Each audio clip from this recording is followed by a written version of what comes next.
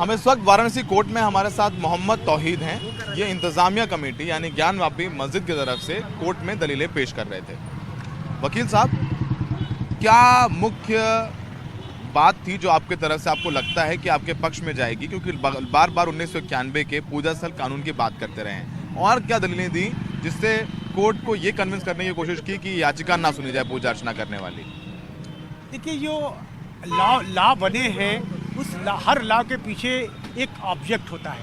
Places of worship act के पीछे भी यही ऑब्जेक्ट है कि साहब 15 अगस्त 1947 को धार्मिक स्थल का जो स्वरूप रहे वो जो रहा है वो बरकरार रहे।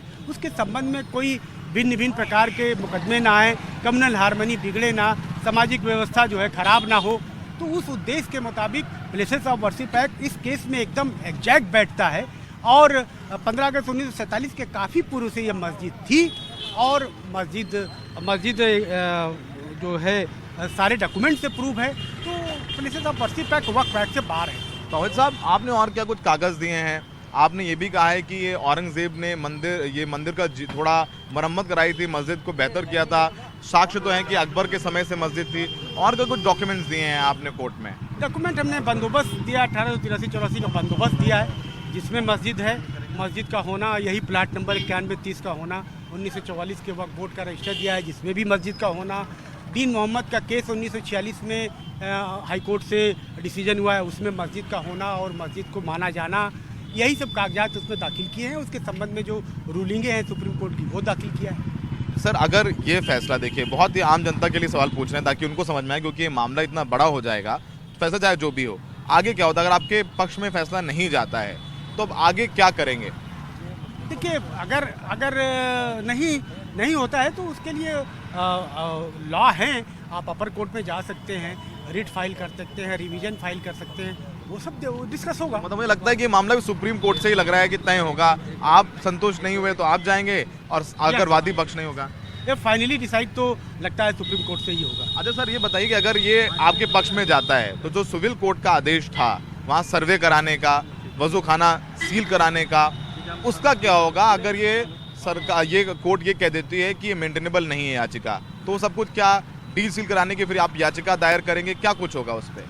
नहीं, देखिए, अगर ये हमारा इनका प्लेंट रिजेक्ट होता है, मेंटेनेबल नहीं है, तो लॉ ये है कि अगर कोई सूट मेंटेनेबल नहीं है तो उसमें पारित आदेश ऑटोमेटिक इनइफेक्टिव हो जाते हैं। Automatic in fact. एक आखिरी बात आपसे, जो वादी पक्ष है, जो महिलाओं का पक्ष रख रहे हैं पांचों महिला के, उनका कहना है कि 1993 तक अंदर जो कमरे हैं ज्ञानवापी मस्जिद में, वहाँ पर व्यास जी थे और वहाँ पर पूजा अर्चना हो रही थी, जिनको बाद में 1993 के बाद हटाया गया, और वो 1947 से वही पूजा करते हुए आ रहे हैं। उनकी एक इंपॉर्टेंट दलील वो दे रहे हैं। नहीं, ये तो देखिए 1946 में हाई कोर्ट से डिसाइड हो गया कि साहब ये मस्जिद है, और मस्जिद में पूजा अर्चना का कोई सवाल नहीं है।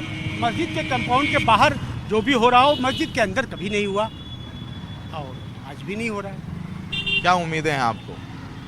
उम्मीद तो बता तो दिया मैंने, उम्मीद ये है कि भाई हमारा 7-11 मंजूर होगा।